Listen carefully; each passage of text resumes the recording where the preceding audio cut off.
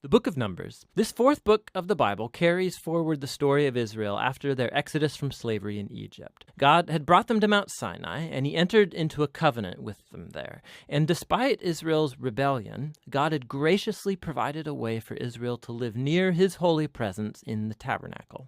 So the book of Numbers begins as Israel wraps up their 1-year stay at Mount Sinai, and they head out into the wilderness on their way to the land that God promised Abraham.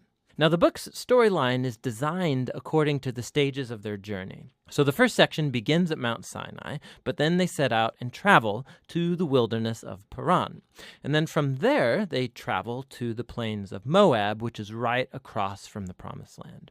Now, the first part opens with a census where the people are numbered. That's where the book gets its name. And then there are laws about how the tribes of Israel were to be arranged in their camp. So the tabernacle was to be at the center, and then around that, the priests and the Levites, and then around them, the 12 tribes neatly arranged with Judah at their head.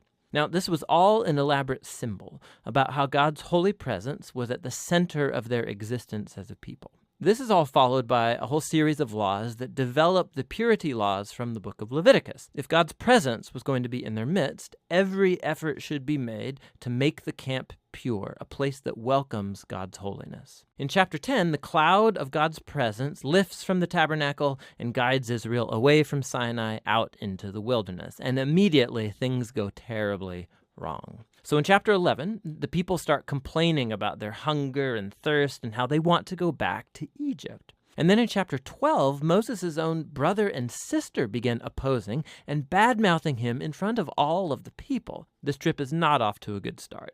The next section begins as the Israelites arrive in the desert of Paran, about halfway to the Promised Land. And God tells Moses to send out the 12 spies, one for each tribe, so they can scout out the Promised Land. So when the spies all return, 10 of them say that there is no chance Israel can survive there because the Canaanites will destroy them. But there are 2 spies, Caleb and Joshua, who say that God can save them.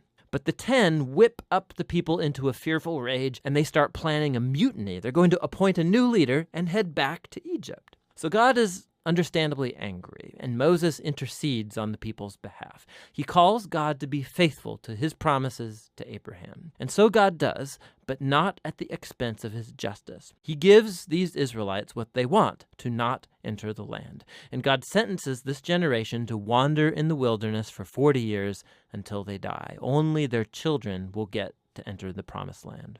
Now, you'd think this severe consequence would wake them up, but it gets even worse. So in the next story, there's a whole group of Levites that begin a rebellion, and they challenge Moses and Aaron's leadership, saying that they have gone way too far. So God deals severely with these Levites, and he renews his commitment to Moses and Aaron as Israel's leaders. Now, as they leave the region of Paran and hit the road, it goes downhill yet again. The Israelites start complaining again about their thirst, and they ask why Moses even brought them out of Egypt in the first place. So God tells Moses to speak to a rock to bring out water for all of the people. But Moses doesn't really do this. He oversteps his bounds. He hits the rock twice and then says, "You rebels, do we have to bring water out of this rock?" So Moses dishonors God by putting himself in God's place as the one who brings out the water. And so Moses brings down on himself the same fate as the wilderness generation. He too will die in the desert and never get to enter the Promised Land. After this, the Israelites rebel yet again, and God brings a very strange judgment on them, venomous snakes to come and bite the people. And so Moses again intercedes on behalf of the people. And God tells Moses to do this, to make a bronze snake and to lift it up on a pole, so that whoever looks at this snake would be healed of the poisonous snake bite. It's a very strange symbol, but it speaks to the challenge that God has by being faithful to his covenant. He's right to bring justice on the Israelites' evil and sin. But even God's justice gets transformed into a source of life for those who will look to God for healing. From here, the people head into the plains of Moab, and the first main part of the section focuses on the strange figure of Balaam. So the king of Moab is freaked out at this huge group of people traveling through his territory. So he hires a pagan sorcerer, Balaam, to pronounce curses on Israel. And 3 different times, Balaam finds that he cannot curse them. He can utter only blessing upon Israel. Remember God's promise to Abraham from Genesis 12. So not only can Balaam not curse Israel, but God actually gives him a vision about a future Israelite king who will one day bring God's justice to all of the nations. This vision recalls Jacob's promise to Judah in Genesis chapter 49. Now, it's worth stopping to reflect on the flow of the book so far. The rebellion stories in the wilderness, they just heap up on one another, getting worse and worse. And while God does bring partial acts of judgment on Israel, he's also kept showing mercy, providing food and water along the way. And so the Balaam story, it shows God's grace in bright colors. Because here's Israel. They're down in the camp, grumbling and rebelling, but up in the hills, unbeknownst to them, God is protecting and even blessing them.